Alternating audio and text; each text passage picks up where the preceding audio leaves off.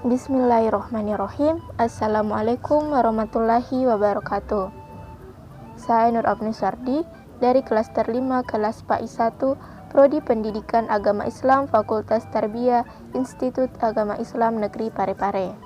Di video kali ini saya akan memaparkan salah satu poin dalam makalah Klaster 5, makalah kami yang berjudul Isu-isu Mutakhir Pembelajaran Dalam Negeri. Poin yang akan saya jelaskan yakni pembelajaran berwawasan anti korupsi. Pertama-tama, kita harus mengetahui terlebih dahulu apa itu korupsi. Korupsi merupakan istilah yang berasal dari bahasa Latin, yakni corrumpere, corruptos, dan corruptio.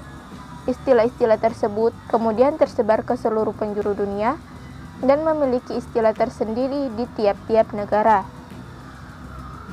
Di Indonesia sendiri, istilah korupsi merupakan kata bahasa turunan dari Belanda, yakni korupti, yang bermakna buruk, jahat, ataupun curang. Menurut Transparency International, korupsi adalah perilaku pejabat publik, politikus, atau pegawai negeri yang secara tidak wajar memperkaya diri sendiri dan orang yang dekat dengan dirinya dengan menyalahgunakan kekuasaan publik yang telah dipercayakan kepada mereka. Sedang menurut hukum di Indonesia, korupsi yang muncul di bidang politik dan birokrasi dapat berawal dari hal yang sederhana namun kemudian menjadi berat, mulai dari hal yang terorganisasi dan kemudian menjadi yang terorganisasi. Di dalam Undang-Undang Nomor 31 Tahun 1999 dan Undang-Undang Nomor 21 Tahun 2001 dijelaskan pengertian korupsi, yakni tindakan melawan hukum untuk memperkaya diri sendiri dan yang merugikan keuangan negara. Tindakan korupsi merupakan tindakan penyalahgunaan kewenangan kekuasaan seperti pemerasan, penggelapan dana, suap menyuap, gratifikasi atau pemberian hadiah, dan lain sebagainya.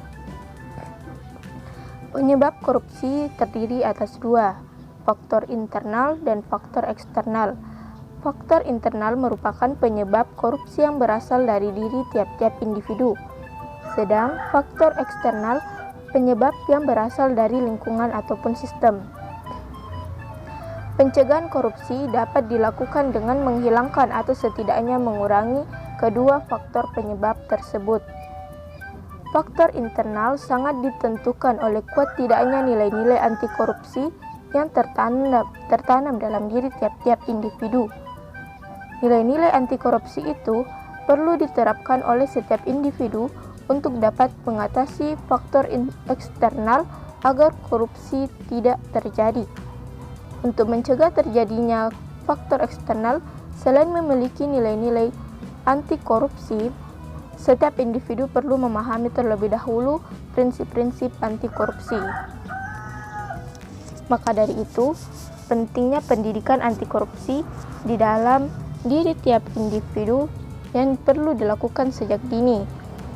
Maka, kita perlu mengetahui terlebih dahulu ruang lingkup pembelajaran berwawasan anti korupsi yang mencakup segala bidang dan tidak membatasi pada siapapun. Adapun contoh ruang lingkup pembelajaran berwawasan anti korupsi seperti lingkungan keluarga, lingkungan sekolah, lingkungan pendidikan, lingkungan sosial budaya, lingkungan pemerintah, dan lain sebagainya. Anti korupsi dan pendidikan anti korupsi. Apa itu anti korupsi? Anti korupsi merupakan semua tindakan yang melawan, memberantas, menentang, dan mencegah kegiatan korupsi. Sedang pendidikan anti korupsi. Pendidikan anti korupsi merupakan upaya memberikan pemahaman dan penanaman nilai-nilai kepada peserta didik agar berperilaku anti korupsi. Berikut ini ada desain pendidikan anti korupsi sebagai bagian dari pendidikan karakter. Di sini ada nilai-nilai luhur, nilai-nilai anti korupsi. Kita bisa mendapatkan nilai-nilai ini dari agama setelah mempelajari Pancasila dan Undang-Undang Dasar 1945. kita mempelajari teori pendidikan, psikologi, nilai, dan sosial budaya, serta pengalaman terbaik atau best practices dan praktik nyata di kehidupan kita sehari-hari. Setelah itu, setelah kita melalui intervensi atau pembiasaan, maka kita dapat menerapkannya di satuan pendidikan, di keluarga, di dalam masyarakat, yang kemudian terciptalah perilaku berkarakter, yakni perilaku anti korupsi. Nah, di sini mengapa pendidikan anti korupsi sangat penting dan pendekatan yang dipakai seperti pendekatan hukum, pendekatan bisnis, dan pendekatan pasar. Namun tetap saja masih ada kasus-kasus korupsi yang terus terungkap dan terlahirlah kembali koruptor-koruptor baru di masa mendatang. Mengapa hal ini masih terjadi? Karena upaya dengan ketiga pendekatan tersebut, yakni pendekatan hukum, pendekatan bisnis, dan pendekatan pasar, masih belum maksimal, maka perlu didampingi dengan upaya pendekatan budaya. Pendekatan budaya dapat membangun dan memperkuat sikap anti korupsi individu melalui pendidikan. Selain itu, cenderung membutuhkan waktu yang lama, namun untuk melihat keberhasilannya, biaya tidak besar, dan hasilnya akan berdampak jangka panjang atau long lasting.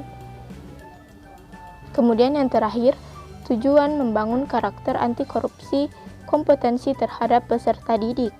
Yang pertama, untuk mencegah orang lain untuk tidak melakukan tindakan korupsi. Yang kedua, mencegah diri sendiri untuk tidak korupsi. Dan yang ketiga, mampu mengenali dan memahami korupsi. Sekian dari saya. Semoga video ini dapat bermanfaat dan kita dapat menerapkannya dalam kehidupan sehari-hari untuk mencegah faktor internal dan eksternal tindakan korupsi. Mari kita bersama-sama melawan korupsi. Wassalamualaikum warahmatullahi wabarakatuh.